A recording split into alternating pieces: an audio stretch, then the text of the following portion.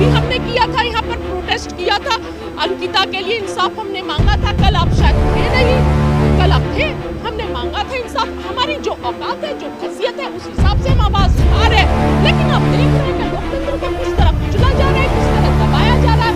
ED, CBI, NIA क्या बहुत जल्द श्रीलंका को देश श्रीलंका न बना दे और ऐसे जगत देश को ना पहुंचा दे जिन्हें चाहकर भी निकाला ना जा सके सदियों तक। इसीलिए देश की जनता से मैं इस चैनल के माध्यम से ये अपील करती हूँ कि अब भी समय है, जाग जाइए, अपने बच्चों के भविष्य के लिए जाग जाइए, अपने देश के लिए जाग जाइए। नहीं तो हमारे पास हाथों में ये कटोरे देकर सारी पूंजी को लेकर समेटकर इनके मित्र जो है, जैसे पिछले मित्र भाग गए बाहर देश छोड़ के, वैसे ही अडानी और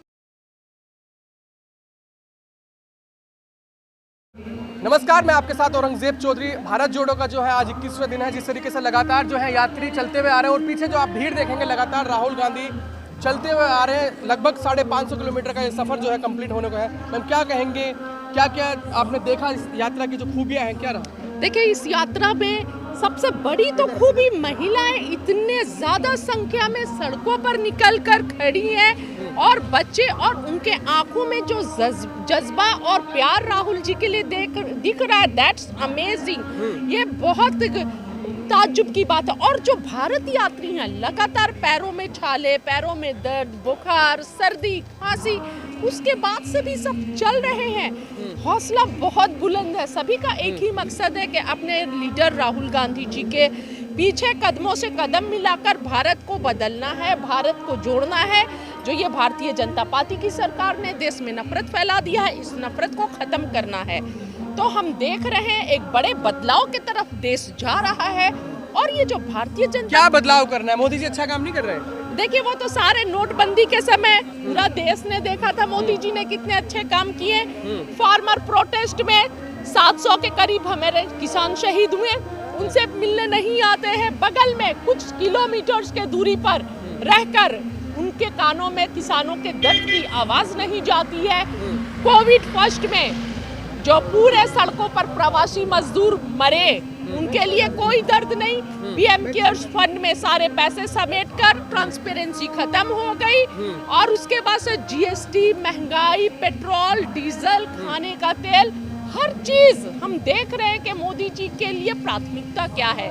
देश की जनता प्राथमिकता है या सत्ता में बने रहना? सत्ता का मतलब सेवा होता है, लेकिन इन लोगों की प्राथमिकता सत्ता में की मलाई खाना है, ना कि देश की जनता की सेवा करना है। और जैसे जैसे ये यात्रा आगे की तरफ बढ़ेगी, भारतीय जनता पार्टी के सारे लीडर्स पप्पू बनते जाएंगे।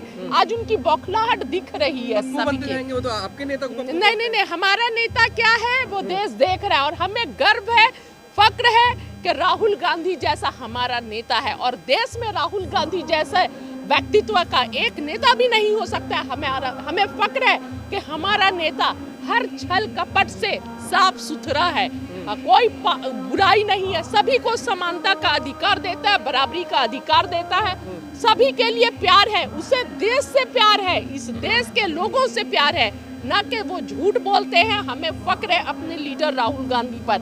और मोदी जी को देश से प्यार नहीं है, उन्हें सिर्फ खुद से प्यार है और अपने चंद पूंजीपति मित्रों से प्यार है। क्योंकि ये हम देख चुके हैं, जो चले आ रहा है पिछले वर्षों से, 8 वर्षों से देश को कैसे छला गया है। हम सभी जानते हैं कि देश के साथ किस तरह धोखा किया गया। आज देश जो विकसित देशों में था, हम अमेरिका और चाइना की बराबरी करते थे, और आज हम नेपाल, बांग्लादेश, भूटान से भी नीचे हमारी अर्थव्यवस्था चली गई है। हमारा देश का धरातल से सरातल की ओर ये लोग ले जा रहे हैं। और मुझे डर इस बात की है कि ये अगर सत्ता में ऐसे ही बने रहे तो बहुत जल्द श्रीलंका को देश श्रीलंका न बना दे और ऐसे जगत देश को ना पहुंचा दे जिन्हें चाहकर भी निकाला ना जा सके सदियों तक। इसीलिए देश की जनता से मैं इस चैनल के माध्यम से ये अपील करती हूँ कि अब भी समय है, जाग जाइए, अपने बच्चों के भविष्य के लिए जाग जाइए, अपने देश के लिए जाग जाइए। नहीं तो हमारे पास हाथों में ये कटोरे देकर सारी पूंजी को लेकर समेटकर इनके मित्र जो हैं, जैसे पिछले मित्र भाग गए बाहर देश छोड़ के, वैसे ही अडानी और अंबानी पूरा देश को बेचकर बहुत जल्द श्रीलंका को देश श्रीलंका न बना दे और ऐसे जगत देश को ना पहुंचा दे जिन्हें चाहकर भी निकाला ना जा सके सदियों तक। इसीलिए देश की जनता से मैं इस चैनल के माध्यम से ये अपील करती हूँ कि अब भी समय है, जाग जाइए, अपने बच्चों के भविष्य के लिए जाग जाइए, अपने देश के लिए जाग जाइए, नहीं तो हमारे पास हाथों में ये कटोरे देकर सारी पूंजी को लेकर समेटकर इनके मित्र जो है, जैसे पिछले मित्र भाग गए बाहर देश छोड़ के, वैसे ही अडानी और निकल लेंगे। अंकिता को लेकर क्या कहेंगे, जिस तरीके से भारतीय जनता पार्टी के नेता ने उसके साथ रेप करके उसको मार दिया? देखिए, सिर्फ अंकिता की ही बात नहीं है, मैं हर जाहिर सी बात है कि भारतीय जनता पार्टी की सरकार जो है बलात्कारियों को कहीं ना कहीं प्रोत्साहन देती है। जिस तरह बिल्किस के अपराधियों को छोड़ा गया, तो जाहिर सी बात है अंकिता जैसा केस तो होगा ही, घटना तो होगी, क्योंकि ये प्रोत्साहन देते हैं। जब बलात्कारियों के साथ तिरंगा यात्रा निकाला जाता है, बलात्कारियों को सपोर्ट किया जाता है, कोई न्याय का ये नहीं। जो हाथरस की बेटी मनीषा वाल्मीकि के साथ हुआ, पूरा देश ने देखा किस तरह मीडिया को जाने से रोका जा रहा था वहां पर, किस तरह उस दलित बच्ची को आधे रात में सम्मानजनक अंतिम संस्कार भी नहीं मिलता है। और जो लगातार बेटियों के साथ हो रहा है, बेटी बचाओ बेटी पढ़ाओ महज एक जुमला था। बेटी बचाओ मतलब ही भारतीय जनता पार्टी के दरिंदों से बेटी को बचा लो, उनके कहने का मतलब ये था। हमने समझने में गलती कर दी। तो ऐसे सरकार से उम्मीद क्या की जाए जो सत्ता में रेपिस्ट, बलात्कारी और ऐसे क्रिमिनल दिलाने के लिए आपको आगे आना चाहिए ना। मैं तो रोड पर निकली हूँ, कल भी हमने किया था, यहाँ पर प्रोटेस्ट किया था, अंकिता के लिए इंसाफ हमने मांगा था। कल आप शायद थे नहीं, कल आप थे, हमने मांगा था इंसाफ। हमारी जो औकात है, जो हैसियत है, उस हिसाब से हम आवाज उठा रहे हैं। लेकिन आप देख रहे हैं कि लोकतंत्र को किस तरह कुचला जा रहा है, किस तरह दबाया जा रहा है। ईडी, सीबीआई, एनआईए का किस तरह दुरुपयोग किया जा रहा है। मन की बात में कह तो रहे, महिला सुरक्षा की भी बात कर रहे हैं। अरे सिर्फ वो मन की बात कहते हैं, लेकिन मन की बात को करते कब है? महिला सुरक्षा सिर्फ एक जुमला है और कुछ नहीं है। अगर महिला सुरक्षा की बात सही में सत्य होती तो बिल्किस के 11 अपराधियों को जेल से नहीं छोड़ा गया होता, और हाथरस की बिटिया मनीषा वाल्मीकि को के साथ आधे रात में उसके 100 को नहीं जलाया गया होता। हर बेटी के साथ जो गुनाह हो रहा है, अपराधियों को छोड़ा नहीं जाता धर्म के नाम पर। तो इस तरह करने से, इस तरह अगर इंसाफ होगा तो जाहिर सी बात है अपराधियों का मनोबल बढ़ेगा। सुधार कैसा होगा इंसान में, जिस तरीके से बलात्कार, बिल्कुल फास्ट ट्रैक कोर्ट बने और ना एकदम इंसाफ के साथ, जब बेटी का जो कातिल है, जो गुनहगार है, उसे सजा मिले, चाहे वो किसी भी पार्टी से हो, किसी भी धर्म का हो। न धर्म देखा जाए, न पार्टी देखी जाए, और इंसाफ मिले, तभी कुछ हो सकता है देश में। न्याय व्यवस्था और जो प्रणाली है और देखने का नजरिया बदलना होगा, हमें अपना सोच बदलना होगा।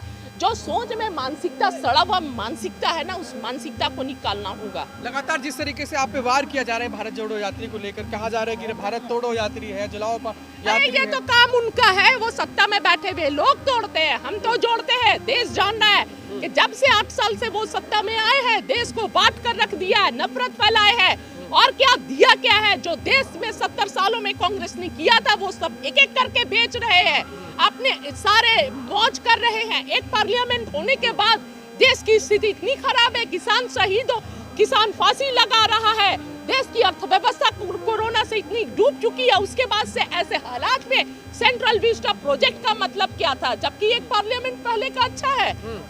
क्या मतलब बनता है? आपने पीएम केयर्स फंड में सारे पैसे लेकर ट्रांसपेरेंसी हटा दी। विकास हो रहा है तो इतने पहले तो कभी हम इंजीनियर्स के, चाहे पकौड़े के दुकान, एमबीबीएस वाले के और आईआईटी वाले के तो नहीं देखते थे, लेकिन विकास यही हो रहा है जो पढ़ लिख के बच्चों के पास आज नौकरी नहीं है। माएँ कितने मुश्किल से अपने परिवार को महिला चलाती हैं, बच्चों को पढ़ाती हैं कि बच्चों का भविष्य उज्जवल होगा। आज हमारे बच्चों का भविष्य डार्क में है, और मोबाइल दे दिया गया, बस चलाते रहो, नेट चलाते रहो, और उसके बाद से नशे का व्यापार।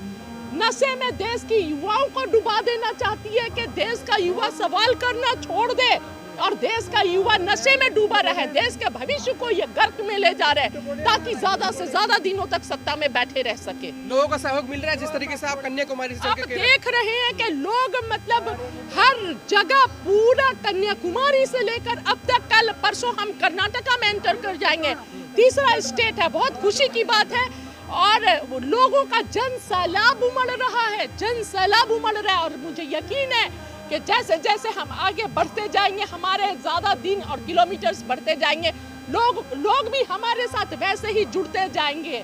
और ये एक विशाल जन समूह का यात्रा होगा, देखिएगा आप।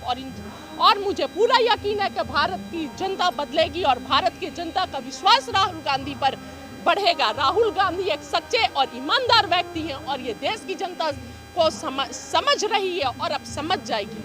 वो कह रहे हैं आप इधर भारत जोड़ रहे हैं, वो कह रहे हैं कि हम इधर गुजरात जीत रहे हैं। जीतने दीजिए, कौन क्या जीत रहा है, लेकिन हम तो दिल जीतने के लिए निकले हैं। देश की जनता का दिल जीतने के लिए निकले हैं, हमारा पर्पस यही है और हम वो दिल जीत कर ही कश्मीर पहुंचेंगे। कश्मीर पहुंचते पहुंचते देश एक प्लेटफॉर्म पे रहेगा और हम दिल जीत लेंगे। तो चलिए देख सकते हैं जिस तरीके से जो है इनका कहना है कि हम सत्ता जीतने नहीं, हम दिल जीतने निकले। जिस तरीके से लगातार जो है भीड़ आप देख सकते हैं, भीड़ जो है राहुल गांधी के साथ बनी हुई है और यहाँ पर जिस तरीके से लोगों का जज्बा आपको देखने को मिल रहा है, लगातार लोगों में जज्बा है, महिलाओं में जज्बा है। बाकी और खबरों के लिए हमारे साथ जुड़े रहिए, देखते रहिए हमारा चैनल। धन्यवाद।